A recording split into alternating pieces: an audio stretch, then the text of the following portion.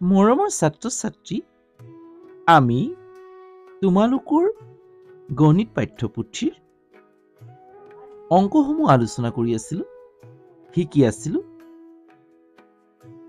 আমি 1 নম্বৰ আৰু 2 নম্বৰ আলোচনা কৰি গলো। যদি তোমালোকে মোৰ চেনেলত নতুন তেতিয়াহ'লে ভিডিঅ'সমূহ চাই ল'বা আৰু চেনেলটো পাৰিলে ছাবস্ক্ৰাইব কৰি ল'বা। যিমান পাৰা তোমালোকৰ বন্ধুবৰ্গলৈ শ্বেয়াৰ কৰি দিবা যাতে তেওঁলোকেও আমাৰ লগত সংযোগ হৈ থাকে। আমি এই অনুশীলনীৰ 3 নম্বৰৰ অংকটো আলোচনা কৰি আছিলোঁ। 3 নম্বৰৰ এইটো মই তোমালোকৰ আগৰ ভিডিঅ'ত দি গ'লো। যদি ভিডিঅ'টো নাই চোৱা তেতিয়াহ'লে চাই ল'বা আৰু কেনে পাইছা জনাবলৈ নাপাহৰিবা। আজি আহা বি নম্বৰটো কৰোঁ। 3 নম্বৰৰ বিটো বি সমাধান হ চোৱা 5 ডেকামিটাৰ 70 ডেচিমিটাৰ। চোৱা 5 ডেকামিটাৰ 70 ডেচিমিটাৰক ডেকামিটাৰলৈ লৈ যাব কৈ আছে। এতিয়া চোৱা প্ৰথম 5টো ডেকামিটাৰত আছেই, গতিকে তাক আমি ডেকামিটাৰলৈ লৈ যোৱাৰ কোনো প্ৰয়োজন নাই। ডেকামিটাৰ লিখি থ'ব লাগিব। হা, এতিয়া চোৱা এই 70টো ইয়াৰ লগত যোগ হৈ আছে, যোগ চিহ্ন পাতি ইয়াক বেলেগ কৰি ল'বা। হ'ব, এতিয়া আমি ডেকামিটাৰটো ডেকামিটাৰ হিচাপে ৰাখিম, কাৰণ ডেকামিটাৰটো ডেকামিটাৰত আছে, গতিকে তাক আমাক ডেকামিটাৰলৈ লৈ যোৱা প্ৰয়োজন নাই। গতিকে ইয়াক এনেকৈ ৰাখি দিম প্লাছ 70 ডেচিমিটাৰ। ডেচিমিটাৰক আমি ডেকামিটাৰলৈ লৈ যাব লাগিব, কাৰণ ডেকামিটাৰত লৈ যাব কৈছে না, গোটেইকেইটা আমি ডেকামিটাৰলৈ যাম। আমি ডেকামিটাৰলৈ লৈ যাবলৈ হ'লে আমি এই চাৰ্টখন মুখস্থ থ'ব লাগিব। হ'ল, 10 মিলিমিটাৰে 1 চেণ্টিমিটাৰ, 10 চেণ্টিমিটাৰে 1 ডেচিমিটাৰ, 10 ডেচিমিটাৰে 1 মিটাৰ, 10 মিটাৰে 1 ডেকামিটাৰ, 10 ডেকামিটাৰে 1 হেমি। আমি ইমানটোলৈকে নাযাওঁ, মুখস্থ কৰি ল'বা। 10 হেমি মানে 10 কিলোমিটাৰ, 1 কিলোমিটাৰ। কিন্তু এতিয়া আমাক কি লাগে, এই ডেচিমিটাৰৰ পৰা ডেকামিটাৰলৈ আমি লৈ যাব লাগে, হয় নহয়? ডেচিমিটাৰটোক ডেকামিটাৰলৈ আমি জানিম যে 10 ডেচিমিটাৰে 1 ডেকামিটাৰ হ'ল। চৰি 1 মিটাৰ। 10 ডেচিমিটাৰে 1 মিটাৰ, 10 মিটাৰে 1 ডেকামিটাৰ হ'ল। 10 ডেচিমিটাৰে 1 মিটাৰ, 10 মিটাৰে 1 ডেকামিটাৰ। এতিয়া আমাৰ ডেচিমিটাৰটোক ডেকামিটাৰলৈ লৈ যাব লাগে, হয় নহয়? এতিয়া কিমান ডেচিমিটাৰে 1 ডেকামিটাৰ হ'ব? এই দুটা পূৰণ কৰি দিয়া, 10 10 গুণ 100। তাৰমানে 100 ডেচিমিটাৰে 1 ডেকামিটাৰ, 100 ডেচিমিটাৰে 1 ডেকামিটাৰ হ'ব।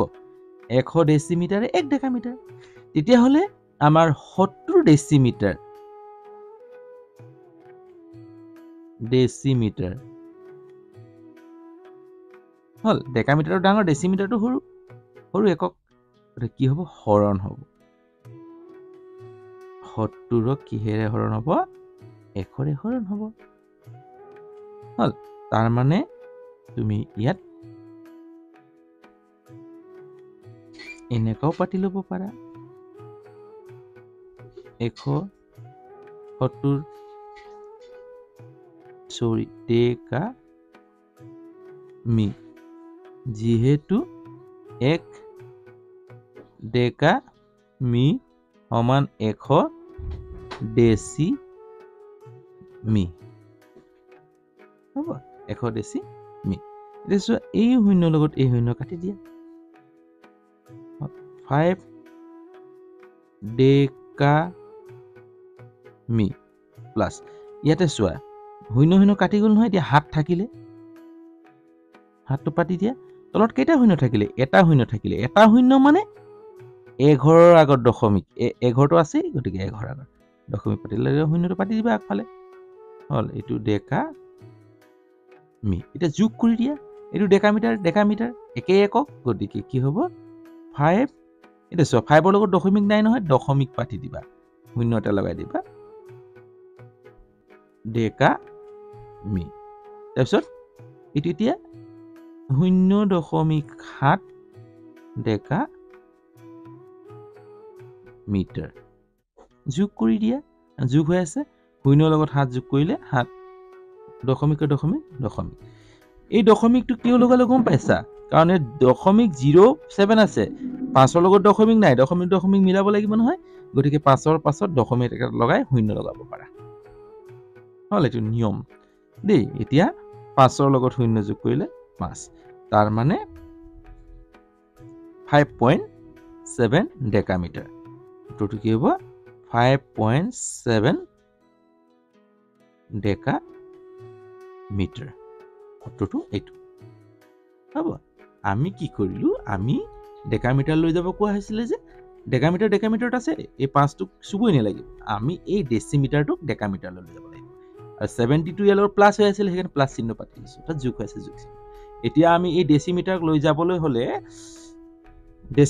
যাবলৈ হলে মানে ডেকামিটাৰলৈ 100ৰে হৰণ কৰিব লাগিব কিয় যে 1 ডেকামিটাৰ সমান 100 ডেচিমিটাৰ হল এই ফৰ্মুলাটোৰ পৰা পাইছো এই সূত্ৰটোৰ পৰা হ'ব বুজি পাইছা যদি অংকটো বুজি পাইছা তেতিয়াহ'লে লাইক এটা কৰিবলৈ নাপাহৰিবা যিমান পাৰা বন্ধুবৰ্গলৈ শ্বেয়াৰ কৰি দিবা আৰু চেনেলত যদি নতুন তেতিয়াহ'লে চেনেলটো ছাবস্ক্ৰাইব কৰি দিবা বেল আইকনটো টিপি দিবা যাতে সময়মতে এই ধৰণৰ ভিডিঅ'সমূহ পাই থাকা আজিলৈ হ'ব অন্য এটা ভিডিঅ' লৈ আকৌ তোমালোকৰ ওচৰত এইদৰে উপস্থিত হোৱাৰ আশাৰে ইয়াতে ৰাখোঁ গুড নাইট